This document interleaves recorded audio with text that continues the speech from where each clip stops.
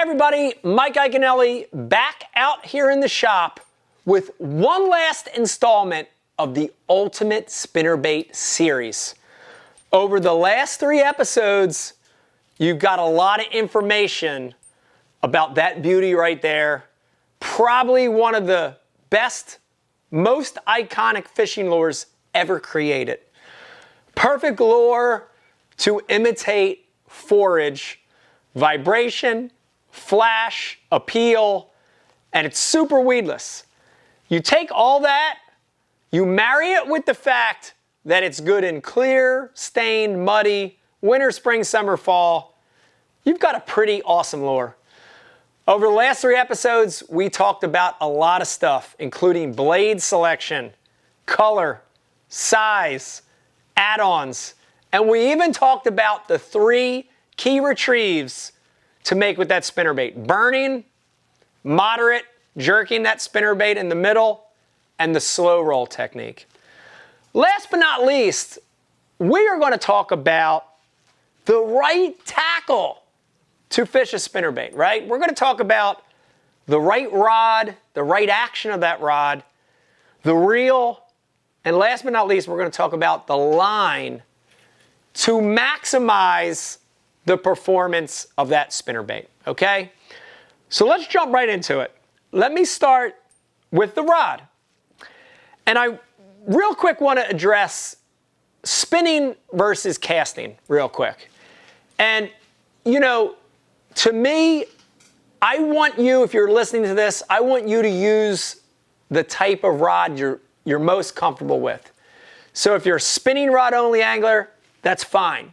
Listen to where I talk about the action of the rod, listen to the ratio of the reel, it's fine. But in my opinion, these spinnerbaits, especially the heavier ones, 3/8, half, 5/8, 3/4, 1.5 ounce, right? They operate much better on a casting rod and reel than a spinning. The smaller sizes, 1/8, 3/16, even up to 1/4, definitely can handle on a spinning. But a casting rod is really what I prefer on these bigger spinnerbaits. One of the biggest mistakes I see spinnerbait anglers make, they make all the right choices. Blade, color, all of it, retrieve, everything's right. But they're using the wrong rod or they're using the wrong reel or line. So this is very, very important. Let's start with the rod. And, a rod that is a spinning rod, that is a spinnerbait rod, has certain criteria. Before I get into the action of the rod, I kind of want to give you a visual so this makes a little more sense. You know, when that spinnerbait is coming through the water column, I don't care if you're burning it, I don't care if you're jerking it, moderate retrieve, or slow rolling it. Think about that fish as he hits the lure, right? Look at this spinnerbait. They all have one big single hook, right? Look at it. All these spinnerbaits, every single one we looked at has a big single hook, right? In certain cases, it'll have a trailer hook, but it's a lure that you have to let that fish get, right? A treble hook, man, sometimes they're hooked right when they hit it. A soft plastic, well, they eat it and hold on to it. But a spinnerbait, we really want to let them get it in their mouth before we drive the hook home, right? And because of that, we need a moderate action rod. To state it a better way, a medium action rod is the deal on a spinnerbait. So if we have a stiff action rod and that fish comes up and eats it, as soon as he touches it, we feel him. That rod's a heavy, stiff action. Our instinct is to jerk and pull, and we lose a lot because they don't get it. If the rod action's too light, if you're using a medium light or a light action rod, the fish puts his mouth around it, we feel him. The rod's so light that the time we get pressure on him, he's already realized that it's just wire, and he starts to open his mouth, and we miss a lot. So a moderate action rod, a medium action rod, is the perfect rod to allow that fish to get the bait in his mouth and to drive the hook home. All right, a lot of different rods are spec'd as a medium action, but I want to show it to you just by putting a load on the rod. So no matter what brand you use, if you use Abu like me, or Daiwa, or Shimano, or St. Croix, or whatever, this is what we're looking for. And I call it a 70-30 blend. 70-30 blend between tip and backbone, okay? So when I put that load on, there's some give there and flex in that tip, right? You see that? And you can almost count it down from the top guide heading down to the butt of the rod, right? You can see that load stops about right here in the rod, okay? So let's count it. 1, 2, 3, 4, 5, 6. 6 or 7 guides down. That's a soft tip. It's medium, right? It's got a moderate tip to it. It's got some flex. But if you notice, from that 6th or 7th guide down, right? Look what it changes to. Look at this. All backbone, guys, right? Backbone. So that's where that ratio comes in. 30% of the rod has some tip. 70% of the rod has backbone, right? So the 30% tip, that flex, is what we're going to use to make cast, roll cast, underhand pitch, long cast, right? The tip loads the bait and lets you cast it. But that soft tip is also to let the fish get the bait in his mouth. But remember, it's not a treble hook lure. It's a single hook lure. So that's where the 70% comes in. Because once that fish gets it in his mouth, we want to drive the hook home, and we need that 70% backbone in this rod. Okay? So here it goes. 7 to 7.5 foot. The 7 foot is my favorite rod of all time. I actually will go to a 7.2 or a 7.4 if I'm making really long cast. But for all around spinnerbait fishing, a 7 foot medium action casting rod is the deal. Okay? It's the deal. This happens to be a 7 foot medium Ike Series by Abu Garcia. But again, 70-30 mix, okay? All right, there's action. And by the way, that's for all the spinnerbaits we talked about, from the little ones to the big ones, burning, jerking, slow rolling, medium action, 7 foot medium, graphite rod.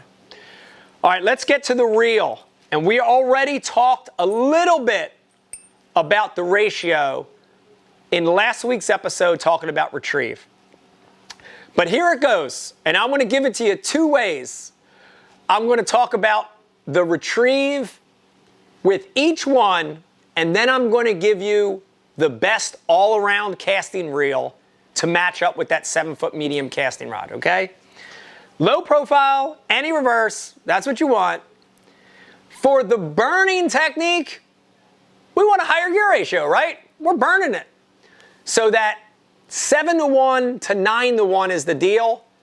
But if you're burning a spinnerbait and you have the luxury of having 3 different reels, an 8-0-to-1 is the deal.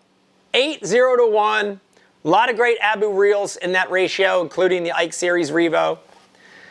The next one is that moderate retrieve. The next one is that moderate retrieve or the jerking retrieve, right? The name says it all. Moderate retrieve. I want a moderate speed reel.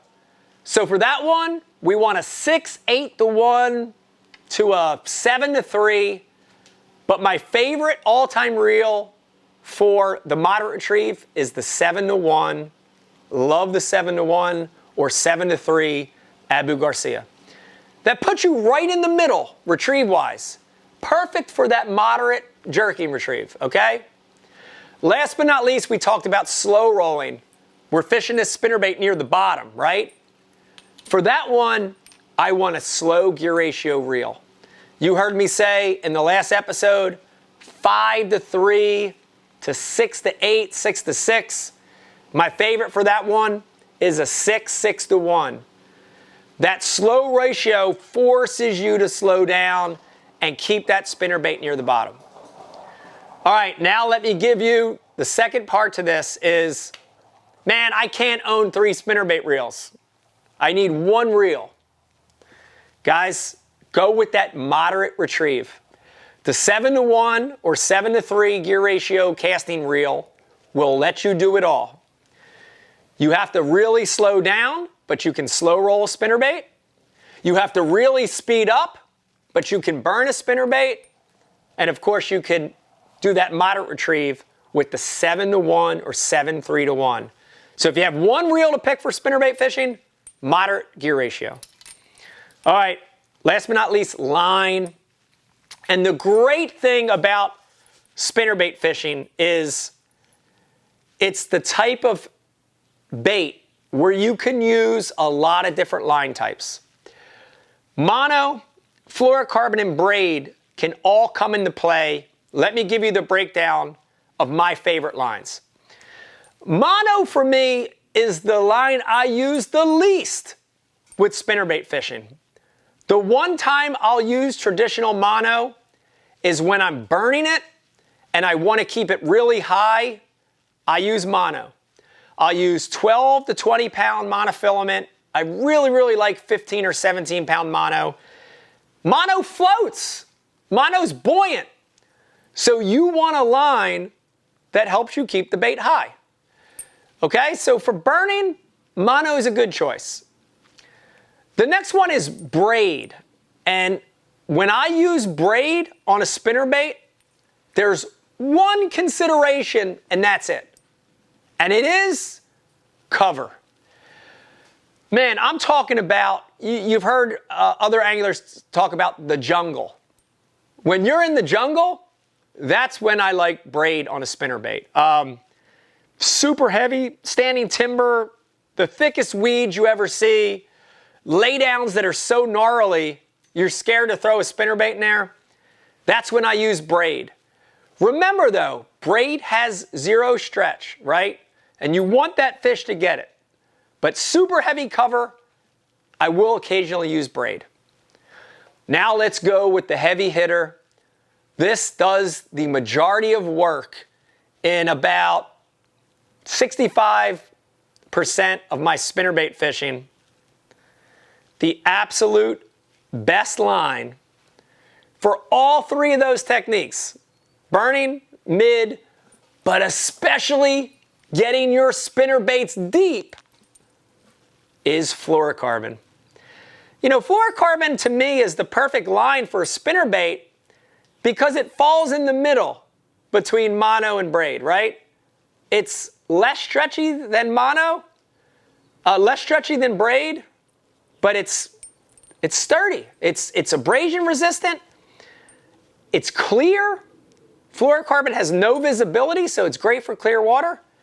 The biggest reason I love fluorocarbon on a spinnerbait, 65% of the time, it sinks. It's a dense line. And no matter which of those 3 patterns I'm doing, it gives me better control of the spinnerbait because the line sinks. Also, dense line like fluorocarbon has a tendency to give that bait a little better action. And a spinnerbait like a Mullix has that little side-to-side wobble. Fluorocarbon will actually enhance that action. So braid, mono, or fluorocarbon, but fluorocarbon's the heavy hitter, guys. 12 to 20 pound fluorocarbon. Once again, 15 to 17 pound is what I really throw a lot of my spinnerbaits on. 15 pound is awesome. There's your rod, reel, line. Don't overpower the rod. Don't underpower the rod. Go with a medium action graphite rod. Gear ratio, match up the gear ratio to the technique you're doing. If you have one gear ratio, 7:1 to 7:3. Last but not least, it's hard to go wrong with fluorocarbon. Grab you some 15 or 17 pound Berkeley 100% fluorocarbon, and you've got the ultimate combo to fish a spinnerbait. Man, this has been a fun series. I hope you've enjoyed it. Over the last 4 weeks, that's a long time, we talked about everything there is to know about spinnerbait fishing. It's a lure that you have to have. It's not one of those lures that I don't need that in my arsenal. You have to have a spinnerbait. It's that effective. Any color water, any season, shallow to deep, a spinnerbait flat out catches them. So I hope you enjoyed it. This was it. This was the last part of the ultimate guide to spinnerbait fishing. If you like what you heard, do me a favor, stop right here, hit that subscribe button, become a subscriber to my channel. We got awesome content every single week to help you become a better fisherman. If you're already subscribed, do me a favor, tell your fishing buddies about Mike Iaconelli Fishing on YouTube. We're here to educate and help you become a better angler. Get a spinnerbait, try some of those tips, you're gonna catch a big bass. Bye.